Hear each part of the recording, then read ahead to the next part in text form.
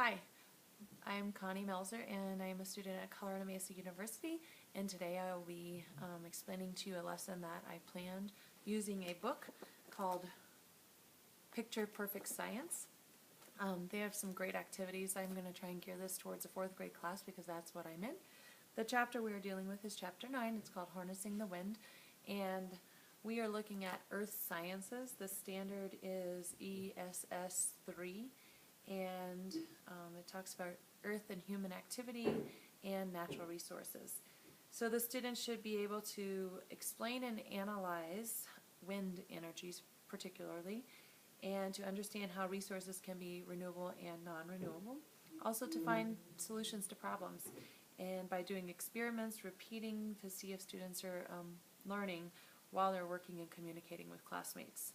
So the first couple books that we will need are called The Boy Who Harnessed the Wind and Wind Energy. We're going to start off with the first place of my lesson plan. Thanks for bearing with me. That is going to be the engage part. So we're going to start off with showing the students the cover of the book, The Boy Who Harnessed the Wind. And we'll talk about it from looking at the cover and the title. What do you think this book might be about? And so that'll kind of start us on the road to giving me an idea of where the students are at. Then we'll read the synopsis on the back cover, which is just in here. And we'll talk about what does it mean to persevere. We'll read the first page, and then we'll look at a map of Africa.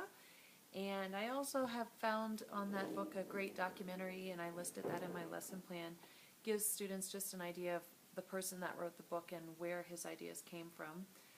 We'll talk about how did he persevere and the things that he did. The next thing we'll do is get out our science interactive notebooks and use them for our pre-assessment area. We'll write what's in Williams windmill, and then they draw and describe what they think is in Williams windmill and how those parts could produce electricity to light a light bulb. The next part is explore, and we will get out something called the dynamo torches and let the students know that they'll get a chance to explore these things. While doing so, they'll be thinking about how Williams windmill can light a light bulb, and then they'll get in their South group partners, and they'll have about 7 minutes to explore them, to look at them, to talk to their friends about it, that kind of thing. We'll do a dynamo challenge where we can design some other way to light the light bulb with less effort. So can the students figure out, do they have to turn it less or turn it more? And then I'll ask them some more questions throughout that explore just to see where they're at and guide their learning to what we need. We'll put all the parts back in the bag once the project is over, because we were going to have them take it apart. And then we will move on to the explain. And that we'll display the Williams diagram of his windmill, and we'll draw a T-chart, and parts of the windmill will be on one side, and then the dynamo parts will be on the other, and then we'll try and match which ones go with which things. And then we'll also use a close reading strategy in the book. And in my lesson plan I'll have that listed to show you what it is. It's just an article. The students will be using those strategies, so we're going to integrate our reading close strategy with our science project. Okay, so moving through explain, we're going to read aloud another book called Blown Away, and this is where they're going to see that the book is a non-fiction book, and it shows a wind farm, a place where huge windmills called wind turbines produce electricity. So the students will see that there's a table of contents, and we'll talk about what that is, which they have previous knowledge to that, because I have taught a previous lesson to this class and they know what a table of contents is. And we'll just review that. So then we will go through the table of contents. I might ask more questions. What kind of energy is being used to move the blades? How do you think the electrical energy gets to where it is used? Then after we discuss things, we'll read page 10 and discuss page 10.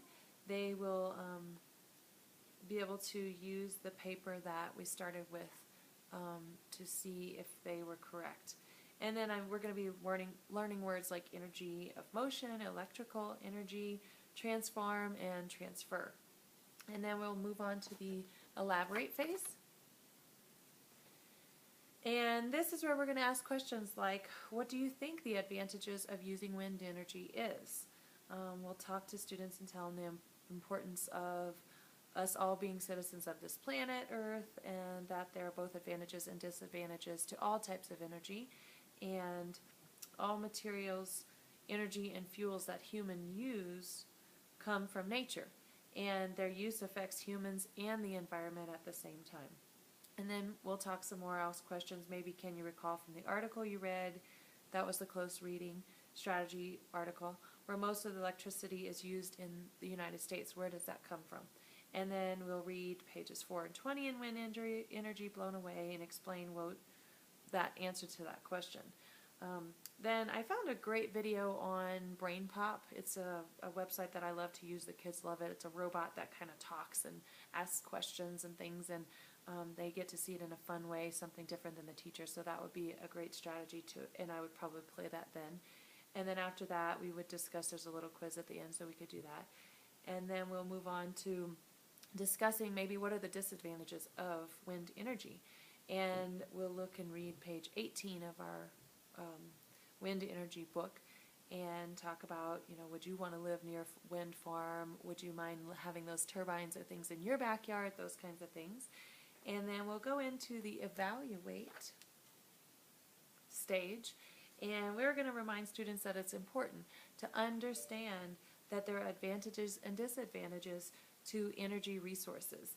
And this is where the fun part, I really like this because I've done this in the past, where the students get in pairs, and I would probably guide that because of the different levels that we have, and make posters on different energies. So we would be researching, so this would kind of be the introduction to that unit, and we would get to go to the computer lab and research, and we'd have hydropower, biomass, geothermal, solar, uranium, which would be dealing with nuclear energy, petroleum, natural gas, coal, and those would be the choices for the groups. Well, I would give certain groups certain choices.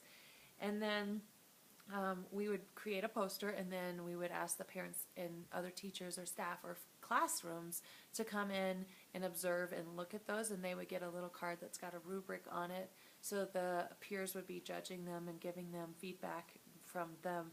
So the kids would all have to sit there and present their posters, and then they would get a feedback card, and that feedback card would come back to us, and we would use that for the students to self-reflect, as well as the teachers to be able to look and see if they met all the criteria that they needed.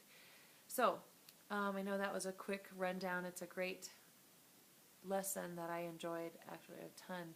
The kids are pretty amazed. It's fun to connect things with current things that are going on in the world, and there's always something that you can find about that. So we would have differentiation strategies. They're listed in my lesson plan. I've got stuff for cognitive students, physical needs, genders, ELLs, socials, extensions, so those students that maybe want some more, or if we want to go on and I see that they're really understanding it, we might try a different page. On page 115 has some fun stuff about building like a simple generator, which is also discussed in the dynamo chart, like experiment and discussion time.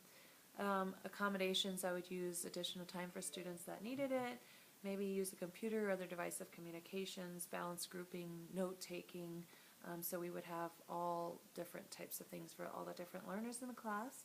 The assessments I have listed, the pre-assessment, we'd have the students writing in their science notebook what do they think would be in Williams windmill to make it work. And then formative assessments would be taking notes throughout the lessons, just seeing which students are struggling, circulating the room, collecting the science vocab journals at the end of the week, and looking at the close reading worksheet because there's an answer sheet that the students have to do after they read.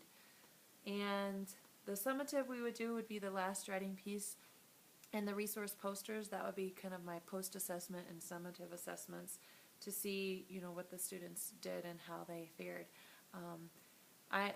I think this is a great unit for any grade level. You can modify it to meet your needs, and hope you had a great time looking. If you have more questions, you can always go to my YouTube video website.